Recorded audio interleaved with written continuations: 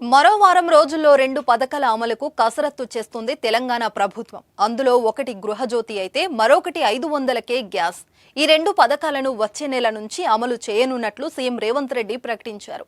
గృహజ్యోతి పథకం అమలుపై ఇప్పటికే క్లారిటీ వచ్చినా 500కే గ్యాస్ ను ఎవరికిస్తారు, ఎన్ని సిలిండర్లు అందిస్తారు, ఈ పథకం యొక్క మార్గదర్శకాలు ఏంటి అన్న విషయాలపై ప్రజల్లో అనుమానాలున్నాయి. తాజాగా ఈ పథకంపై కీలక అప్డేట్ వచ్చింది.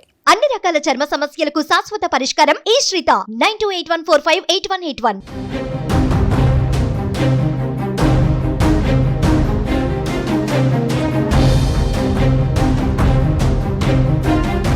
తెలంగాణలో కాంగ్రెస్ 500 రూపాయలకే గ్యాస్ పథకం హామీ ఇచ్చినప్పుడు మహిళలు ఎంతో సంతోషించారు. ఇక కాంగ్రెస్ గెలిచాక ఆ హామీ పథకం ఎప్పుడెప్పుడా అమలు చేస్తానని ఎదురు చూశారు.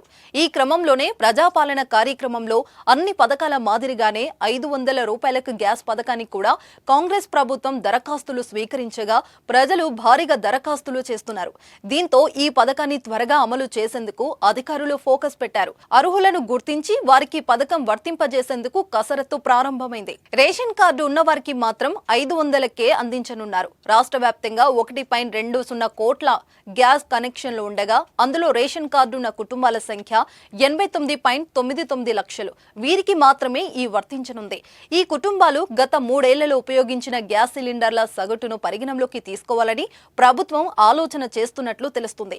అంటే మీరు సంవత్సరానికి ఎన్ని సిలిండర్లు వాడారే అన్న దానిపై లెక్కగట్టి దానికి 1-2 అదనంగా సిలిండర్లు అందించే అవకాశం ఉంది. లేదా గత 3 సంవత్సరాలలో మీరు ఏడాదికి 6 సిలిండర్లు వాడితే ఈ ఏడాది కూడా ఆ 6 సిలిండర్లనే అందించే అవకాశం ఉంది. మీకు అదనపు సిలిండర్లు కావాలంటే మాత్రం రాయితీ లేకుండా పొందవచ్చు.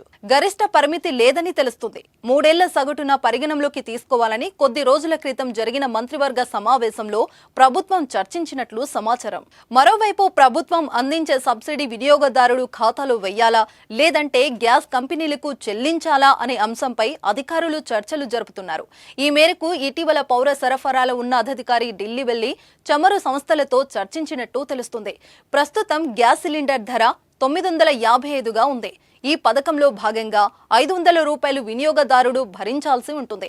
కేంద్ర ప్రభుత్వం సబ్సిడీ 40 రూపాయలు పోగా మిగిలిన 415 రూపాయలు సబ్సిడీ ప్రభుత్వం అందించనుంది. అయితే సబ్సిడీ తీసుకోవడానికి గ్యాస్ కంపెనీలు నిరాకరిస్తుండటంతో వినియోగదారుడికే అకౌంట్లలో సర్కార్ డబ్బులు వెయ్యనున్నట్లు సమాచారం. రాజస్థాన్లో కూడా డిస్ట్రిబ్యూటర్లు కంపెనీలు సబ్సిడీ అమౌంట్ను తీసుకోకపోవడంతో అక్కడి ప్రభుత్వం సబ్సిడీ వినియోగదారుడికే అందిస్తుంది. తెలంగాణలో కూడా అదే తరహాలో అందించాలని ప్రభుత్వం భావిస్తుంది. అన్ని అనుకున్నట్లు జరిగితే మరో వారంలోనే ఈ పథకం అమలు కానుంది. 500 రూపాయలకే గ్యాస్ పథకానికి ఆధారును కూడా పరిగణంలోకి తీసుకుంటున్నారు. త్వరలోనే సిబ్బంది ఇంటింటికి వచ్చి cylinder connection, passbook, ration card, Aadhaar card వివరాలను సేకరిస్తారు. అనంతరం అర్హులకు పథకం అమలు చేయనుంది ప్రభుత్వం.